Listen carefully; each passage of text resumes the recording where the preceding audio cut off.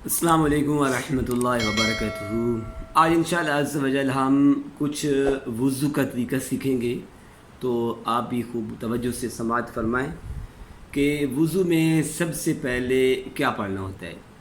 اگر آپ bath room وغیرہ میں نہیں ہیں، باہر وضو خانے پر ہے، تو آپ نے سب سے پہلے بسم اللہ الرحمن الرحیم پڑھنا ہے۔ اس کے بعد آپ نے پڑھنا ہے بسم اللہ والحمد للہ، بسم اللہ والحمد للہ۔ اس کی پڑھنے کی فضیلت یہ ہے کہ جب تک آپ کا وضو باقی رہے گا، فرشتے آپ کی نیکیاں لکھتے رہیں گے۔ تو سب سے پہلے آپ نے ہاتھ دھونے ہیں پونچھوں تک، جہاں تک یہ پہنچے ہوتے ہیں، یہ جو ہڈی ہوتی ہے جوڑ، تو یہاں تک آپ نے 3 مرتبہ دونوں اپنے ہاتھ دھونے ہیں۔ پھر آپ نے کلی کرنی ہے۔ کلی اس کا نام نہیں ہے کہ پانی منہ میں لینا ہے اور زمین پہ پھینک دینا ہے، بلکہ آپ نے منہ میں لینا ہے پانی، تو منہ کے ہر حصے تک آپ کا جو ہے نا وہ پانی، ہر دانتوں کی جڑ تک پانی پہنچنا چاہیے۔ تو 3 مرتبہ آپ نے اس طرح کرنا ہے۔ اگر روزہ نہ ہو تو آپ نے غرغرہ کرنا ہے، اوپر منہ کر کے غرغرہ کرنا ہے روزہ نہ ہو تو۔ پھر اس کے بعد آپ نے ناک میں پانی چڑھانا ہے، یعنی کہ اس طرح چلو میں پانی لیں گے تو تھوڑا سا اس کو سونگیں گے تو نرم ہڈی تک آپ نے پانی کو پہنچانا ہے، اس طرح 3 بار۔ اور الٹے ہاتھ سے آپ نے جو ناک ہے وہ صاف کرنا ہے۔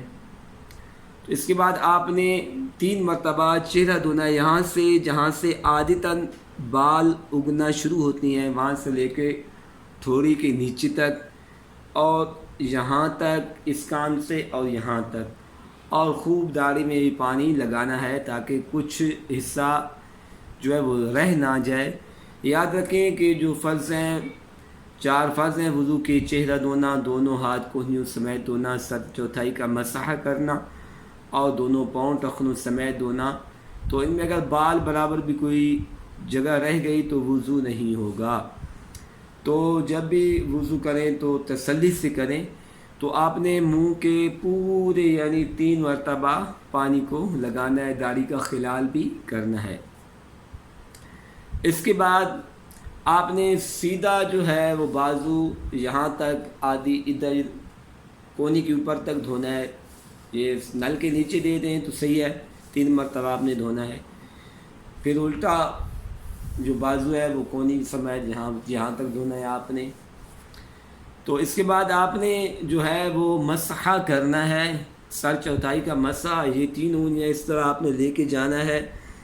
سب سے پہلے آپ نے ٹوپی کو اتار لینا ہے، اس کے بعد آپ نے مسح کرنا ہے، تو مسح کر کے پیچھے گردن کا مسح کرنا ہے۔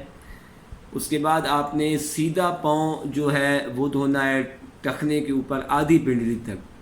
اس کے بعد آپ نے الٹا پاؤں دھونا ہے اور انگلیوں کا خلال یہ چھنگلیوں سے کر دینا ہے۔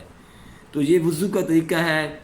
تو مزید بھی انشاءاللہ ہم آگے بھی اگر کچھ رہ گیا ہے تو مزید ہم انشاءاللہ وضو کے بارے میں، نماز کے بارے میں بھی کریں گے۔ تو ہمارے چینل کو سبسکرائب اور ویڈیو کو لائک کر دیں۔ جزاک اللہ۔